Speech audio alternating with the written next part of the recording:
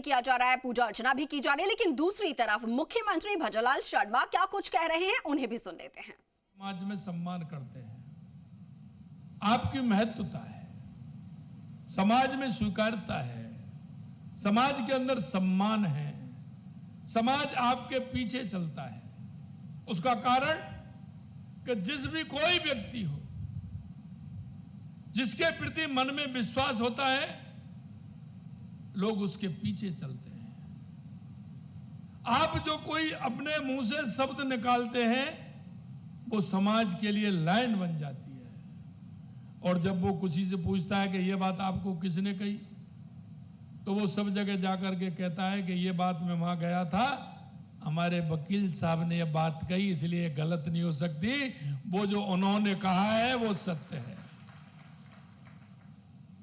कभी कभी आपसे बात होती है, लेकिन जो व्यक्ति आता है वो घर जाकर के अपने घरवाली से भी कहता है, वो ये कहता है कि यह बात सत्य है। ये बात किसने कहा? बोले मेरे वकील साहब ने कहा है। तो आपकी पहुंच कहां तक है? इसलिए समाज के अंदर हम परिवर्तन लाने की स्थिति में होते हैं। हम समाज को दशा और दिशा दिखाने की स्थिति में हैं। और मित्रों, मैं आपसे यह भी कहूंगा कि जब देश में आजादी की लड़ाई लड़ी जा रही थी, तो जितने लोग आजादी की लड़ाई लड़ रहे थे उससे ज्यादा तमाशा देख रहे थे। वो तमाशा इसलिए देख रहे थे, वो इसलिए ये नहीं देख रहे थे, ये नहीं चाहते थे कि हमारे देश आजाद नहीं हो, वो चाहते थे, वो भी चाहते थे, लेकिन वो इसलिए नहीं जा रहे थे, इसलिए हिस्सा नहीं ले रहे थे कि उनको ज्ञान नहीं था, उनको भान नहीं था। तो हमारा दायित्व ये भी बनता है कि हर काम के लिए, जागरूकता के लिए हमें उनको ज्ञान भी देना है और उनको भान भी कराना है। और ये वो करा सकता है जो समाज में जिसकी स्वीकार्यता होती है। और ये स्वीकार्यता आपकी है।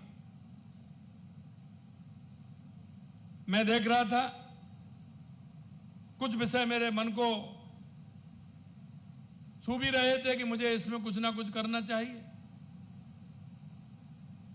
क्योंकि मित्रों, सरकार का पक्ष रखने वाले आप हो। अगर आप सरकार का सही पक्ष रखेंगे, सही तरह से अगर उसको हम हमारे पक्ष को लेकर के जाएंगे और सही तरह से रखेंगे, तो हम कई चीजों में आगे बढ़ेंगे। मैं देख रहा था कि कितने केस हमारे पेंडिंग है। मैंने विभाग वाइज भी मैंने चर्चा की है। हमने विभागों को भी अलग अलग से देखा है कि इसमें कितने हैं, कितने समय से हैं। मित्रों, व्यक्ति तो लड़ेगा, लेकिन सरकार की तरफ से पैरवी करने वाले आप हो, सरकार की तरफ से विषय रखने वाले आप हो। देश के यशस्वी प्रधानमंत्री नरेंद्र मोदी जी के नेतृत्व में सुशासन की ऐसी व्यवस्था मजबूत लगातार की जा रही है। हम कहते हैं कि अंतिम पायदान पर जो व्यक्ति खड़ा है उसको सरकार की योजनाओं का लाभ मिलना चाहिए। वो लाभ दो तरह से मिलता है, न्याय के माध्यम से भी मिलता है। लंबे समय से वो मुकदमा लड़ता चला आता है और उसको आशा और उम्मीद होती है, इसलिए वो जब आता है, जब भी फाइल के फीस के पैसे भी दे करके जाता है कि मैं एक ना एक दिन यह मुकदमा जीतूंगा, मैं इन सारे पैसों की भरपाई कर लूंगा।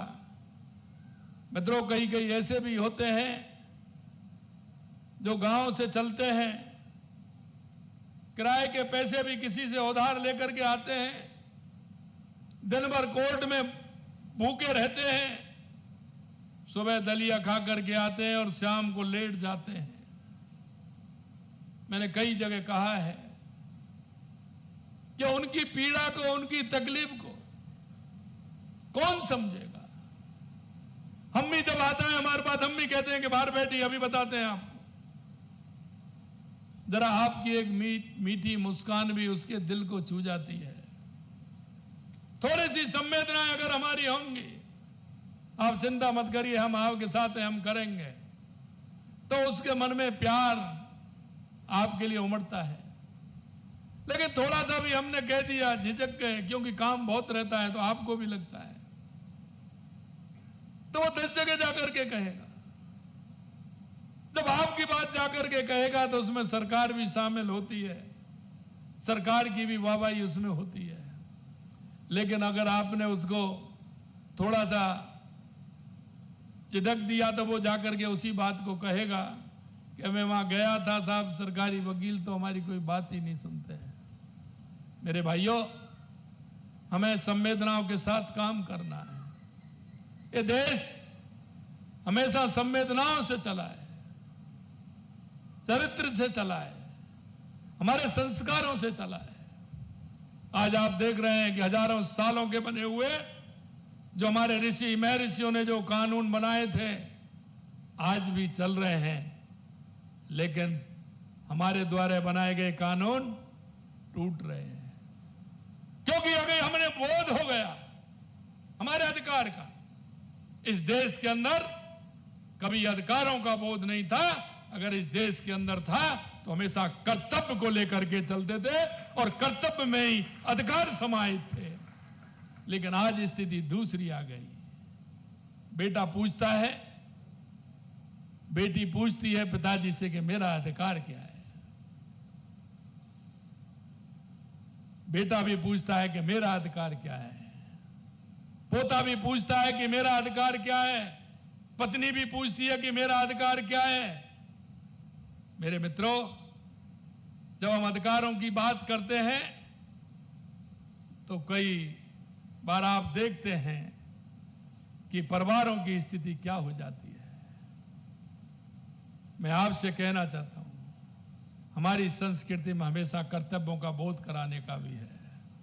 कभी कभी आपके पास आते हैं, कुछ ऐसे विषय भी आते हैं जो कर्तव्यों के आधार पर उनको बैठा करके, समझा करके उनको आप सामान्य रूप से भी उनका समायोजन करते हुए उनके काम कर सकते हैं। क्योंकि यह देश हमेशा से, देख लीजिए, कि हमेशा ये संवेदनाओं के साथ चला है और आज भी है।